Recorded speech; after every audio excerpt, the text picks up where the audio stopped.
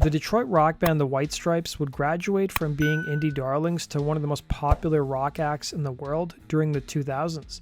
The band's time would come to an end in 2009 though, and while they wouldn't make it official until a few years later, there were warning signs that the band was done almost 5 years before they announced their breakup. How did the White Stripes get to this point, and whatever happened to drummer Meg White? That's what we're going to explore in today's video.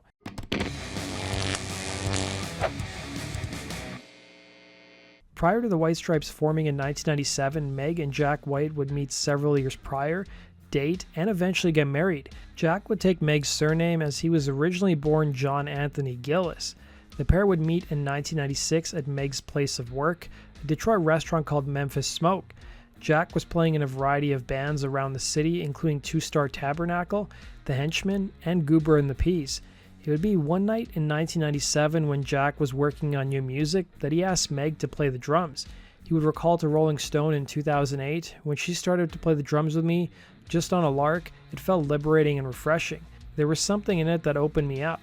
And so the White Stripes would be born. While the pair would eventually divorce in 2000, they opted to continue with the band. The pair initially made it seem to the press that they were brother and sister, but the press would eventually find proof of their marriage, and this is a topic I've done a whole video on. The link is down below. The White Stripes would release their self-titled debut album in 1999 and their follow-up in 2000. They would release their third album, White Blood Cells, in 2001, and would prove to be their breakout hit thanks to the songs Dead Leaves in the Dirty Ground and Fell in Love with a Girl.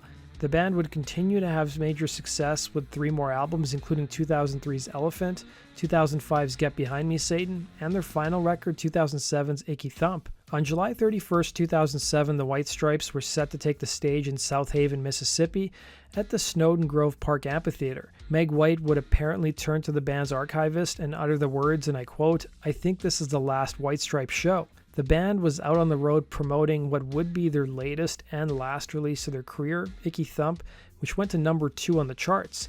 The band had spent the last 2 months traveling across Europe and North America, and their stop in South Haven was to be their last on this leg of the tour, before playing dates in the Pacific Northwest, the California coast, South Central states, and Hawaii in September and October. But literally a day before their September tour started, the band announced that their upcoming dates were canceled, putting out a statement that read, "The White Stripes announced today that they are canceling their forthcoming tour due to health issues. Meg White is suffering from acute anxiety and is unable to travel at this time. The White Stripes sincerely apologize to their fans. We hate to let people down and are very sorry," they would say. A few days later, the band also canceled their 8-date UK tour, which was set to take place in October and November of the same year. Jack White would look back at this point in the band's history, telling Music Radar that the pace at which the band was touring and their heightened popularity only worsened Meg's mental health, revealing, "Meg is a very shy girl, a very quiet and shy person. We were playing 2 shows a day in Canada, then we'd fly to France and do a TV show there, then we'd go back to England on tour, and we were just killing it, man. The train was out of control."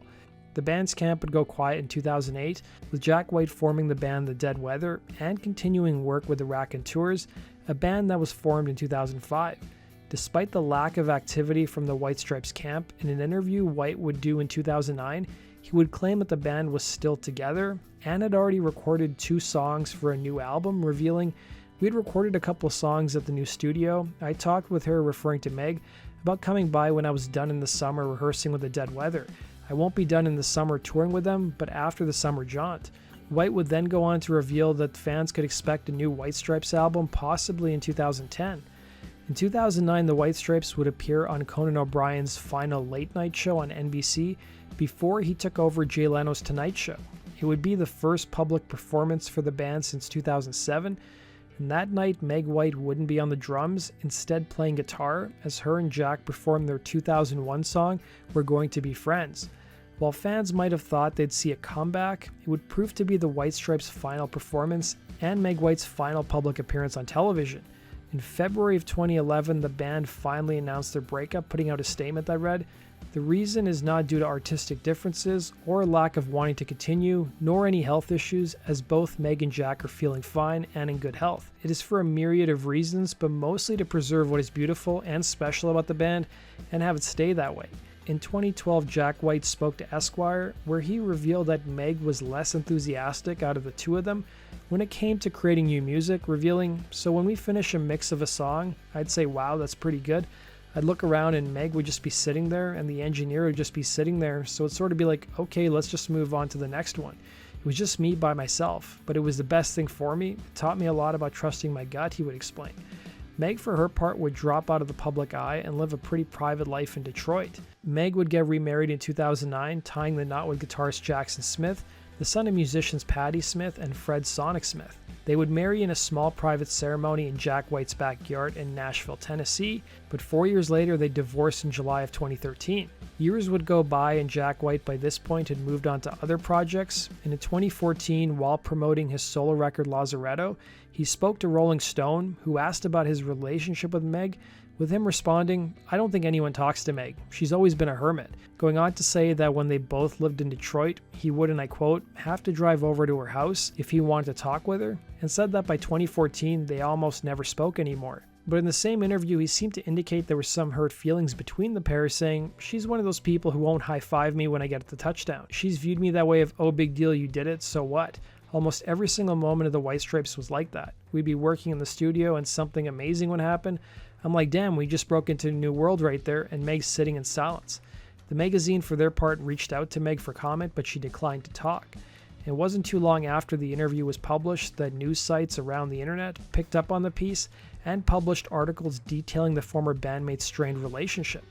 Jack would take to his website to clear the air and offer an apology, stating, "It seems like it's becoming obvious that to continue the activities I've planned for the rest of my year as a musician and not be hounded by nonsense throughout those experiences, I should have made a statement to clear up a lot of negativity surrounding things I've said or written, despite the fact that I loathe to bring more attention to those things. Meg White, who I talked about to Rolling Stone about our working conversations or lack thereof, is of course a musician I've personally championed for 15 years. She's a strong female presence in rock and roll, and I was not intending to slight her either, only to explain how hard it was for us to communicate with our very different personalities. This got blown out of proportion and made it into headlines, and somehow I looked like I was picking on her. I would publicly never do that to someone I love so dearly, and there are mountains of interviews where my words are very clear on how important I think she is to me and to music," he would say.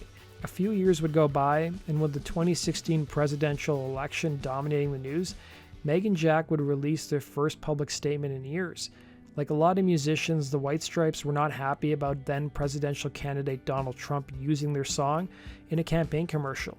They would release a statement at the time that read, "Regarding the use of Seven Nation Army in a Donald Trump campaign video, the White Stripes would like to unequivocally state that they have nothing whatsoever to do with this video. They're disgusted by this association and by the illegal use of their song."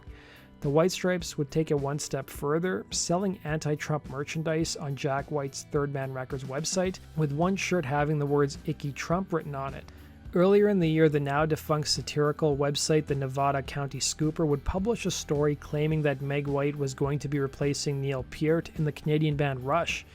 The story seemed to pick up steam as a lot of websites reported it as fact, and it was strange considering Rush called it quits from touring in 2015, but it was also a funny story considering many have criticized Meg's drumming style as being too simple, while Peart, for his part, is a very technical drummer. The fact-checking site Snopes would do a bit of digging and determine the whole story was a hoax.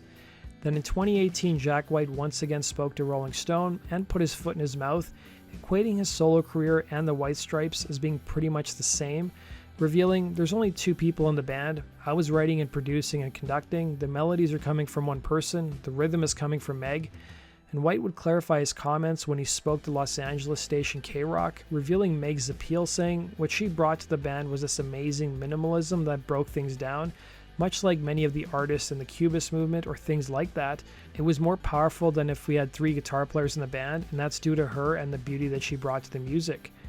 In 2020, the White Stripes announced that they would be releasing a greatest hits collection, and the band would create an official Instagram account to coincide with the news, once again giving fans hope that the band could be reuniting, but nothing has come of it. Last year in April, the band announced that a visualizer of the Glitch Mob remix of their track Seven Nation Army would be sold as an NFT along with a number of art pieces.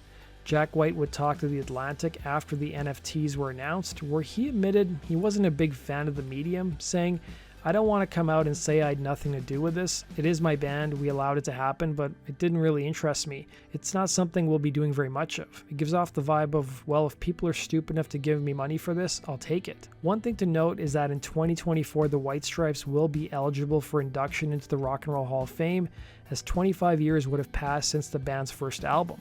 Maybe the White Stripes will play together again. We'll just have to wait and see.